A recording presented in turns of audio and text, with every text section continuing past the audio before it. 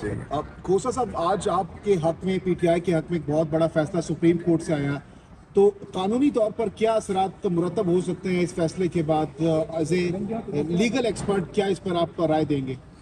دیکھیں اس پر جو ان کے ماشاءاللہ جو وزیر قانون اور جو حکومت کی ساری وہ کیا دھرا جو ہے وہ دھڑام کر کے گر پڑا ہے، اٹ ہیز فالن فلیٹ۔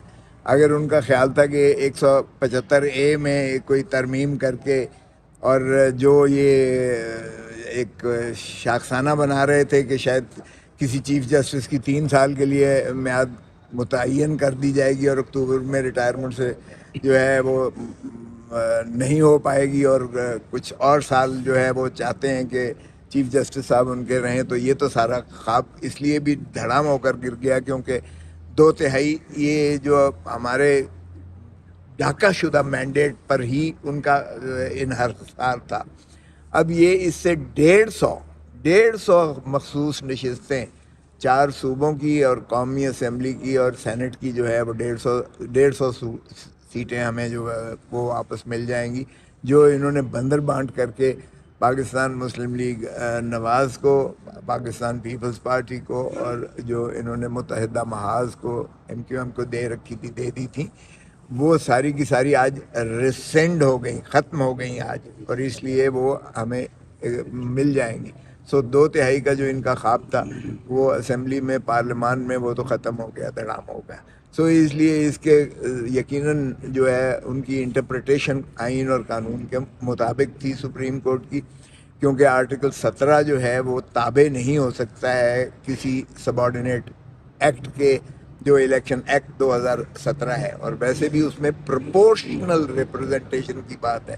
تو پروپورشنل ریپرزنٹیشن میں جب آپ نے ہماری نشستیں وہ کیسے ان کو دے سکتے ہیں جن کی پروپورشنل ریپرزنٹیشن اتنی ہے ہی نہیں ہے، بنتی ہی نہیں ہے، تو پھر آپ نے کیسے نشستیں بندر بانٹ کر کے اور باقی پارٹیز میں تقسیم کر دی؟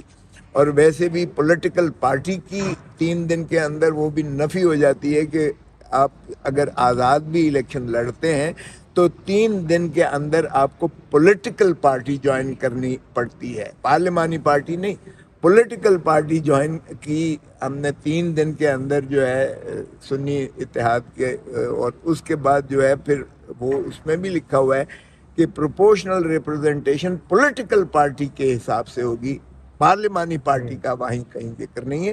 اور پارلیمانی پارٹی اور پولیٹیکل پارٹی کی تشخیص خود سپریم کورٹ اس کا فرق آلریڈی دے چکی ہے، فیصلہ دے چکی ہے۔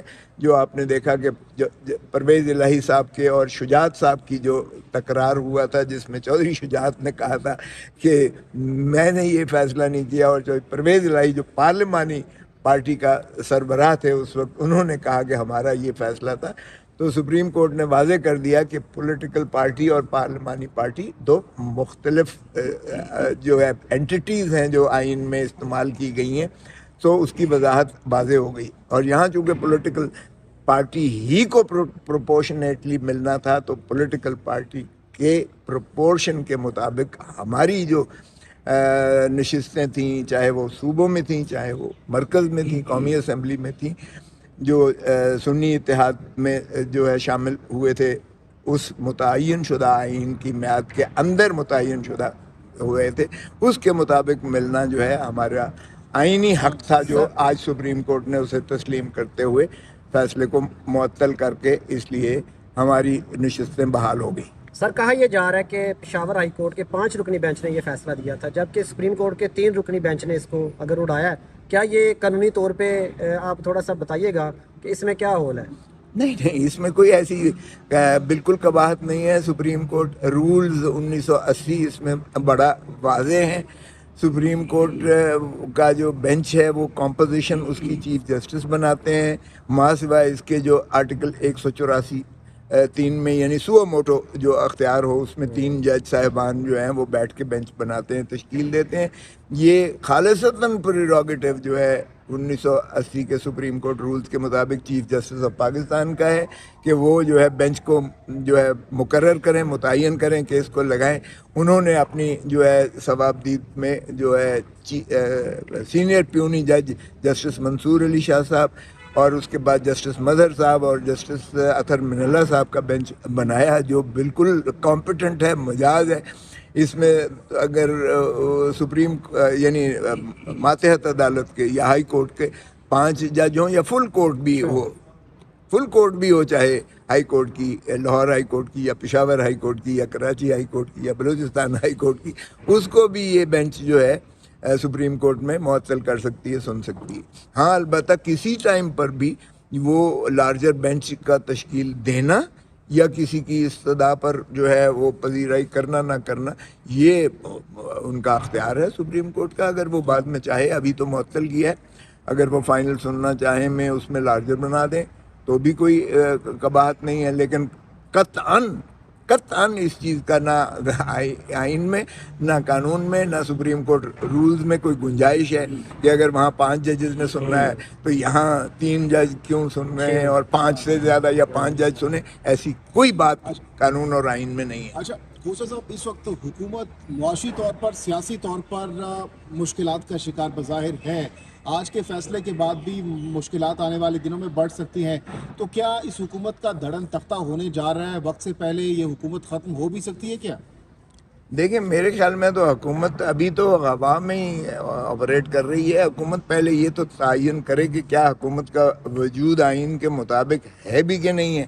اس لیے کہ ہمارا موقف روز اول سے یہی ہے کہ ہمارا جو عوام کا مینڈیٹ ہے اس کو تسلیم کیا جائے. جو کہتے تھے ووٹ کو عزت دو، ہم بھی ووٹ کو عزت مانگ رہے ہیں. ووٹر نے جو فیصلہ 8 فروری کو دیا ہے، خدا را اس کو بحال کر کے اور آپ جمہوریت کے مطابق، آئین کے مطابق جمہوریت کو چلنے دیں، ملک کو چلنے دیں. وزیر اعظم شہباز شریف کی پہلے تو لیجٹمیسی ہی مشکوک ہے، کیونکہ ان کا اخلاقی طور پر اور قانونی طور پر اور آئینی طور پر وہ وزیر اعظم بننے لائق ہی نہیں ہے. پھر چونکہ ان کو بیساکھیوں پر بنایا گیا ہے تو بنانے والوں نے ان کا یہ بھی اختیار نہیں دیا کہ وہ وزیر خزانہ ہی اپنا بنا سکیں یا وزیر داخلہ ہی اپنا بنا سکیں.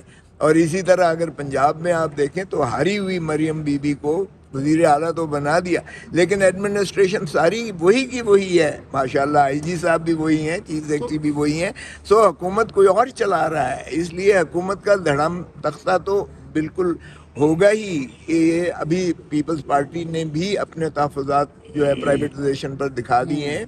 اور آپ دیکھیں گے کہ بجٹ کی جب آتا ہے، بجٹ سیشن آیا چاہتا ہے تو آپ کو پتہ چل جائے گا کہ عوام پر اور کتنا مہنگائی کا بوجھ جاتا ہے.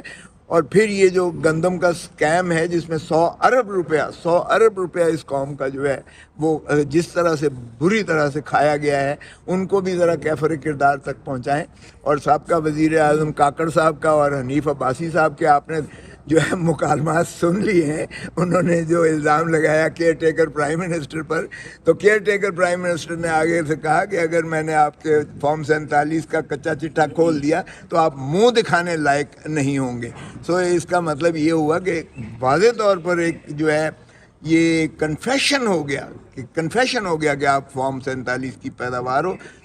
یہ بات اب ثابت ہو چکی کہ جو ہے، اور عدالتیں آپ دیکھیں انشاءاللہ ہماری یہ تینوں جو اسلام آباد ہائی کورٹ، اسلام آباد کیپٹل ٹیریٹری کی جو 3 نشستیں ہیں وہ بھی انشاءاللہ آپ عنقریب دیکھیں کہ جو ٹرائیبونل ہے جو جسٹس جہانگیری صاحب پر مبنی ہے، جنہوں نے شروعات پہلے پرسوں کی تھی سماعت، اس سے ہی بڑا واضح ہو گیا تھا کہ فارم 45 کے جو مندرجات ہیں اس کے مطابق ہمارے تینوں جیتے ہوئے ہیں. الیکشن کمیشن بھول گئی تھی فارم 46 کو تصحیح کرنے میں، اور فارم 46 اور فارم 45 کے ایک ہی طرح کے مندرجات ہیں. فارم 47 میں جو رد و بدل کی گئی وہ فراڈ پر مبنی ہے اور وہ انشاءاللہ ریورس بھی ہوگی. ان پر پرچے بھی ہوں گے جن لوگوں نے یہ بےایمانی کی.